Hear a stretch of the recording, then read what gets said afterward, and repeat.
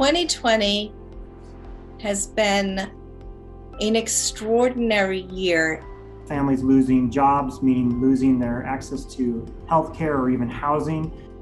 And in addition to that, the racial unrest and the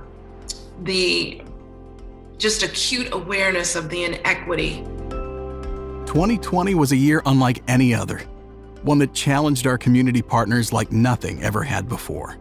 They moved with urgency to deliver life-changing services to people in need, and we were proud to stand with them, leaning into our long-term relationships and supporting them with maximum speed and flexibility. Because we know every year these community partners are champions, caregivers, advocates, but this year, they were nothing short of heroes. I think in any tragedy, there are always opportunities for heroism. We were not exaggerating. Many of us were working upwards of 100 hours a week. Where are the heroes? It is those frontline people, the folks that it's easy to take for granted because you don't see it. Despite, revenue losses and challenges, we were able to sustain our entire workforce and provide support to the 1,000 families and kids that we served.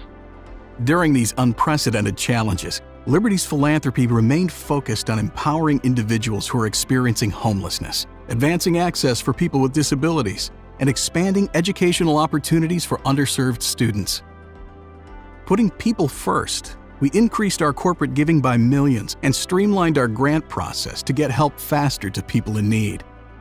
Within months of the pandemic's start, we had made more than 350 emergency grants. We underwrote national workshops to assist nonprofits in accessing loans through the Payroll Protection Program. Across the globe, our employees made more than 1,000 phone calls to people who were isolated during the pandemic.